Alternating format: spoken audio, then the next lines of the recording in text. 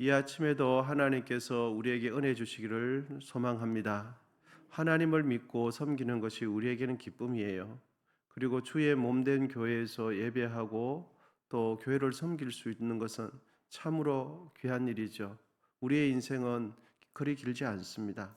그리고 주님 앞에 충성할 수 있는 시간도 그리 많지 않아요.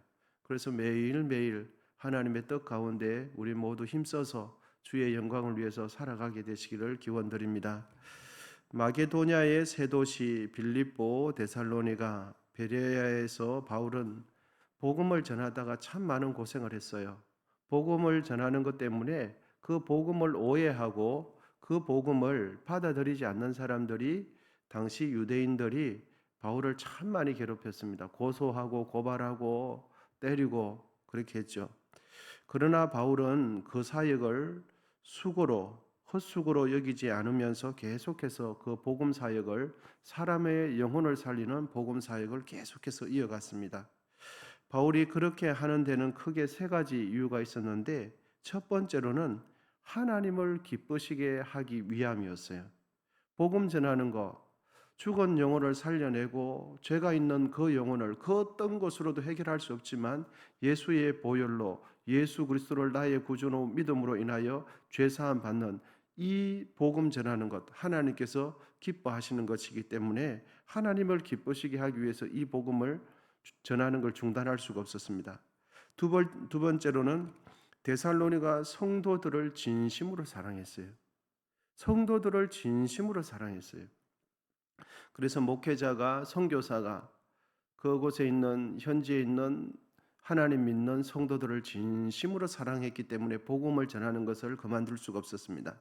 그리고 세 번째로는 한 사람 한 사람의 영혼의 가치를 사도 바울 사역자는 귀하게 여겼기 때문입니다.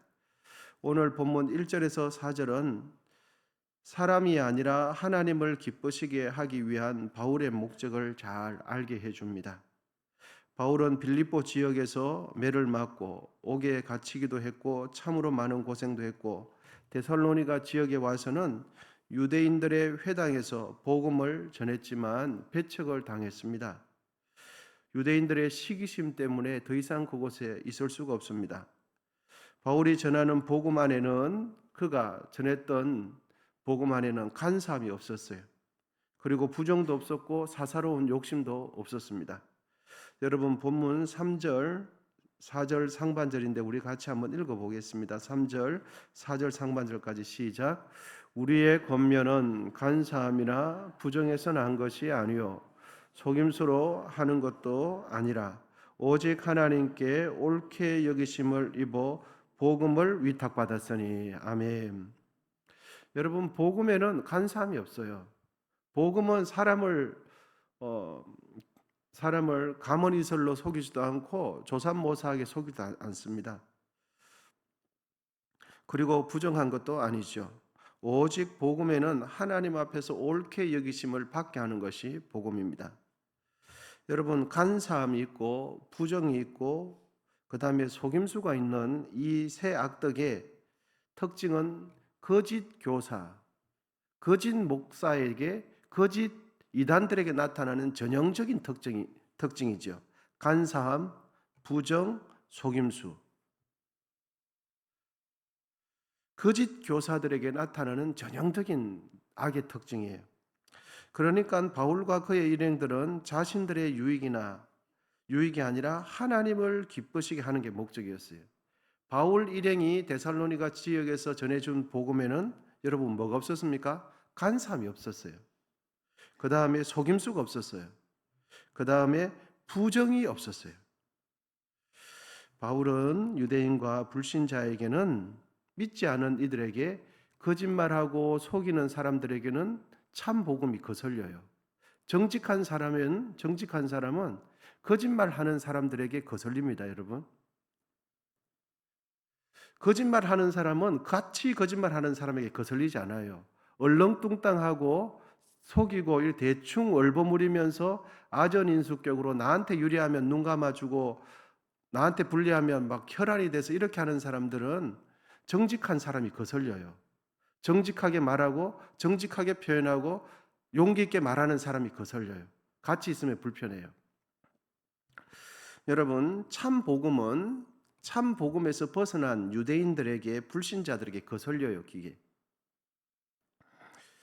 그들은 각 사람의 마음을 감찰하시는 하나님을 기쁘시게 하기 위해서 복음 전하는 일을 바울은 멈추지 않았어요. 사람들이 싫어한다고 해서, 사람들이 거슬려 한다고 해서 위축당하거나 이렇게 주눅들거나 의식하거나 사역을 축소하지 않았어요. 바울의 목적은 무엇입니까? 하나님을 기쁘시게 하는 거예요. 내 주위에 있는 사람들에게 호감을 사는 게 목적이 아니었어요. 여러분, 오늘 본문 이제 4절 하반절인데요. 우리가 4절 하반절 우리가 이와 같이부터 한번 읽어보겠습니다. 4절 하반절입니다. 시작. 우리가 이와 같이 말함은 사람을 기쁘게 하려 함이 아니요 오직 우리 마음을 감찰하시는 하나님을 기쁘시게 하려 함이라. 아멘. 그 바울이 전하는 복음 속에는 아까도 말씀드렸지만 간사함이나 부정이나 사리사욕이나 속임수가 없었죠. 그러니까 참 양심껏 교회를 섬긴 거예요. 정말 그가 말하는 것은 진실했어요. 그런데 그 진실하고 정직한 복음이 부정하는 사람들, 시기심에 있는 사람들, 율법에 빠져 있는 사람들, 형식주의에 빠져 있는 사람들, 하나님을 하나님으로 섬기지 않는 사람들에게는 어떻다고요? 그 복음이 걸림돌이 돼요. 그 복음이 걸림돌이 되어지는데 바울은 그럼에도 불구하고 주위 사람들이, 여기서 주위 사람들이라는 것은 복음을 반대하는 사람들이 그렇게 한다고 해서 바울은 멈추지 않았어요. 왜요? 바울의 목적은 사람에게 호감을 사고 사람들에게 관심을 사서 사람들을 기쁘게 하는 게 목적이 아니라 누구를 기쁘게 하는 게 목적입니까? 그렇습니다. 나에게 생명의 복음을 주신 하나님을 기쁘시게 하는 것이 바울의 목적이었어요. 그래서 바울은 하반절에 내가 사람을 기쁘게 하려 하며 오직 우리의 마음을 감찰하시는 하나님을 기쁘시게 하기 위함이다. 이렇게 기록해 주고 있습니다. 여러분, 우리가 복음을 전파하기 위해서 우리의 시간을, 소중한 시간은 우리의 생명이 아닙니까? 그래서 우리의 생명을 드리고 우리가 물질을 드리는 이유가 무엇입니까? 하나님을 기쁘시게 하기 위해서요.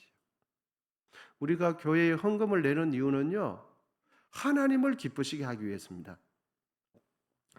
그러므로 사람들의 호의를 얻기 위해서 복음을 왜곡하거나 복음을 적당히 사람들 눈치를 보아가면서 정확하게 복음을 전해야 할 때, 사랑의 마음으로 복음을 전해야 할 때 적당히 타협하면서 이렇게 하지 않았다는 거죠. 여러분, 하나님을 기쁘시게 하기 위해서는 사람에게 호감을 얻고 사람에게 호의를 얻고 사람들에게, 모든 사람들에게 칭찬 얻는 그 초점에서 그 초점을 내려놔야 됩니다. 사람들에게 칭찬 얻으려고 하고 사람들에게 주목받으려고 하는 이 초점을 내려놔야 돼요. 그 초점을 내려놓지 않으면 복음 앞에 바로 설 수가 없습니다. 고의적으로 사람들에게 미움을 받거나 고의적으로 사람들이 싫어하는 행동을 할 필요 없습니다.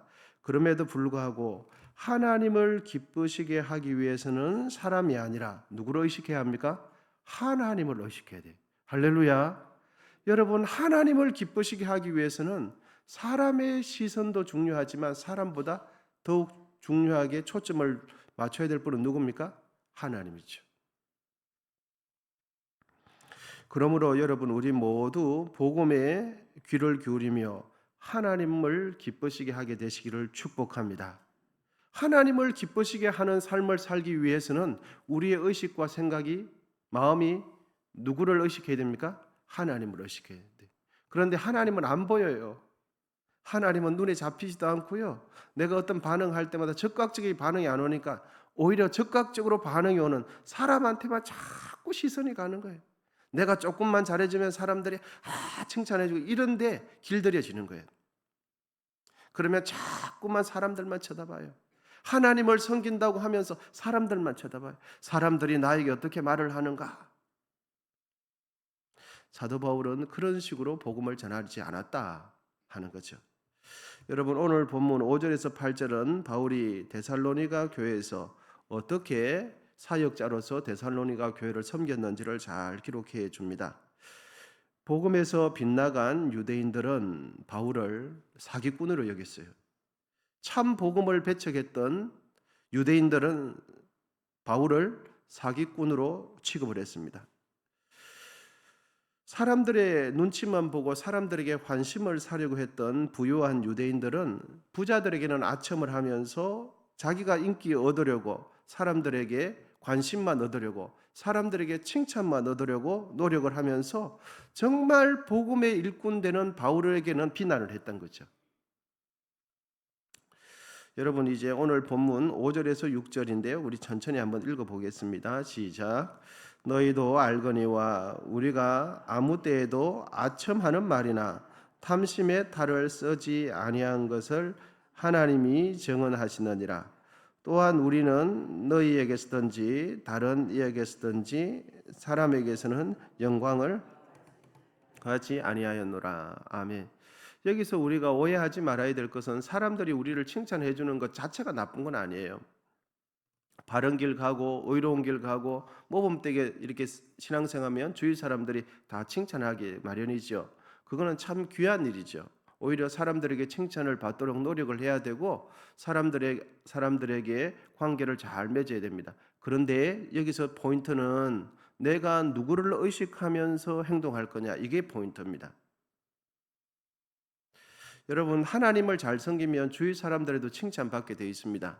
그런데 하나님은 온데간데 없고 사람들에게만 눈치 보면서 자기 의를 드러내기 위해서 사람들에게만 시선이 가 있는 게 이게 문제라는 거죠. 그러다 보면 하나님은 안 보여요. 그러다 보면 점점 율법적으로 사람들에게 사람 비위 맞추는데 복음이 왜곡되고 편협해지고 복음이 혼탁해지는 거죠. 사도 바울은 그렇게 하지 않았다 하는 것을 기록해 주고 있습니다. 그래서 사도 바울은 우리는 아무 때에도 아첨하는 말이나 탐심의 탈을 쓰지 아니한 것을 하나님이 정하시라.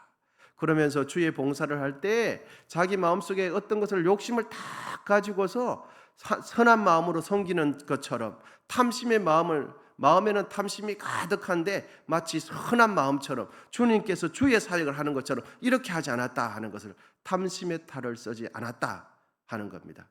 정말 순수하게 사역하지 않으면서 순수하게 사역하는 것처럼 다른 목적을 가지고 있으면서 사역하는 것을 이야기했던 거죠. 그런데 바울과 바울의 일행은 데살로니가 교회에서 조금도 그렇게 섬기지 않았다는 것을 가르쳐 주고 있습니다. 그리고 바울은 그 데살로니가 교회 섬길 때에 자기가 마치 주장하듯이, 자기가 마치 주인이듯이 큰 소리 치면서 그렇게 섬기지 않았어요. 사역자임에도 불구하고 바울은 어떻게 섬겼냐 하니까 마치 유모가 자녀를 기른같이 어린아이를 잘 보살펴주고 관리해주는 것처럼 그렇게 사역을 했다는 거죠. 큰 소리 치면서 목에 힘에 핏대를 주면서 막 이렇게 사역하지 않았대요. 여러분, 그 내용이 7절에 기록되어 있는데 우리 7절 같이 한번 읽어보시겠습니다. 시작. 우리는 그리스도의 사도로서 마땅히 권위를 주장할 수 있으나 도리어 너희 가운데 유순한 자가 되어 유모가 자기 자녀를 기름과 같이 하였으니. 아멘. 참 여러분 훌륭하지 않습니까? 사도 바울은 정말 사역자고 리더십이면서 얼마든지 권한을 가지고 있으면서 착착 마치 칼로 두부를 자르듯이 착착 요구하고 권면하고 큰 소리 칠 수 있음에도 불구하고 그렇게 하지 않았어요. 유모가 어린아이를 기르듯이 그렇게 부드럽게 했다는 거죠. 왜? 사랑하기 때문에. 바울은 데살로니가 성도 한 사람 한 사람에게 폐를 끼치지 않기 위해서 낮에는 노동을 했어요. 일을 했어요. 그리고 밤에 시간이 될 때 그곳에서 성도들을 진실하게 하나님 말씀을 가르쳤어요. 사사로운 욕심 없이 탐심의 탈을 쓰지 않고 오직 그들이 하나님 말씀대로 바로 설 수 있도록 바울은 그곳에서 사역할 때 주장하듯이 강요하듯이 막 윽박지르듯이 사역하지 않았다는, 그래서 아버지가 자녀를 권면하듯이 그렇게 했다는 것이죠. 여러분 오늘 또 본문 11절인데도 11절도 우리 같이 한번 읽어보시면 좋겠습니다. 11절입니다. 시작. 너희도 아는 바와 같이 우리가 너희 각 사람에게 아버지가 자기 자녀에게 하듯 권면하고 위로하고 경계하노니. 아멘. 바울은 교회를 세우고 교회를 섬길 때에 아버지의 심정으로 데살로니가 교회 성도들을 교육하고 가르치고 권면했어요. 아버지의 마음으로 사역했다는 것은 곧 하나님의 마음으로 사역했다는 거예요. 데살로니가 성도들이 정말 잘못했을 때도 막 주장하듯이 그렇게 하지 않았어요. 왜냐하면 자기가 할 말이 없어서 그렇게 한 것이 아니라 데살로니가 성도들을 진심으로 사랑했거든요. 한 영혼 한 영혼을 사랑했어요. 여러분, 우리도 교회에서 무슨 봉사, 무슨 수고, 무슨 헌신을 할 때마다 주장하는 자세로 하지 마시고 아버지의 마음으로 섬기게 되시기를 축복합니다. 내가 옳은만 주장하지 말고 정말 하나님 아버지의 마음으로 그 영혼을 사랑하는 마음으로 말을 해야 돼요. 아멘이십니까? 우리 교회는 조직 부서나 임력원을 맡길 때 2년마다 담당자를 바꿉니다. 장로님들도 바꿔요. 왜 그러냐 하면 권한을 가지고서 한 부서에 오래 섬기다 보면 5년, 10년 있다 보면 능숙한 면도 생기기도 하지만 고인물이 썩듯이 한 곳에 오래 머물면서 권한을 가지고 오래 머물다 보면 마치 나도 모르는 사이에 어떻게 되냐면 내가 기준이 되어버려요. 자기가 기준이에요. 자기가 기준. 본의 아니게 그렇게 돼요. 권한을 가지고 오래 한 부서에 5년, 10년, 15년 있다 보면 무엇이든지 기준이 누굽니까? 자기예요. 제일 오래 있었던 사람이에요. 자기가 주인처럼 해요. 이래서는 안 되고 저래서는 안 되고 옛날에는 이렇게 했는데 결국은 누구 중심입니까? 자기 중심이에요. 말하는 거 보면. 교회의 유익이 아니라 교회의 공동체 해를 끼쳐요. 그래서 자기만 편해요. 오래된 사람. 그래서 작년부터 2년마다 다 바꿉니다. 정말 부득이한 사람 아니고 그 부서를 맡을 사람이 없을 때는 어쩔 수 없지만 가능하면 바꿔요. 자기를 위해서도 그렇고 교회를 위해서도 마찬가지.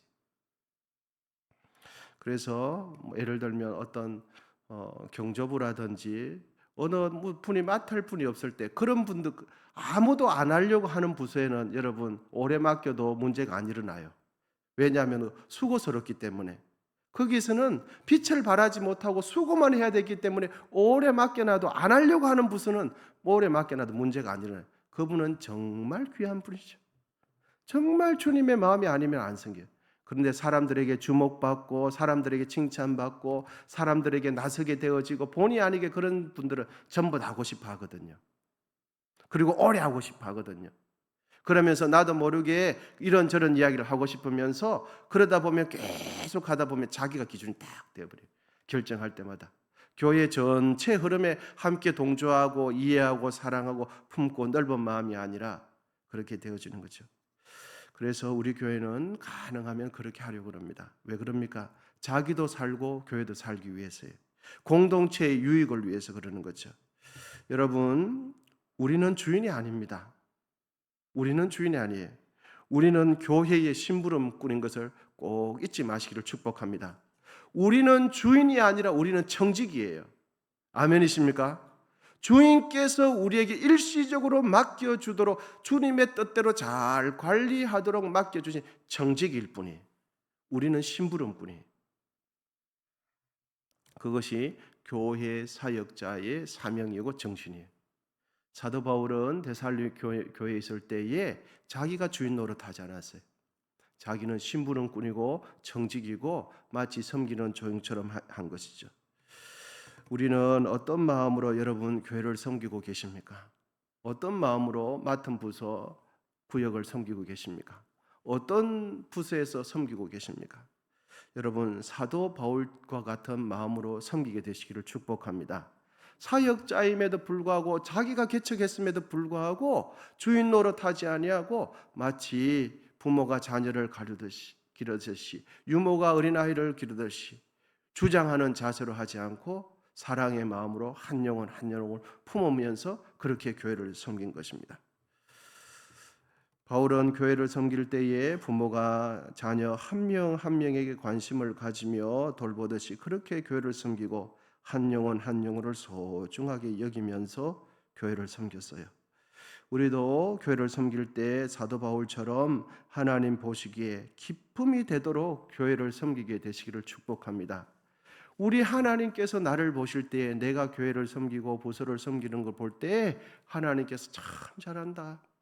참 내가 저 사람 잘 세워. 하나님께서 그렇게 우리를 칭찬하시는 그 사역자가 귀한 사역자인 줄 믿습니다.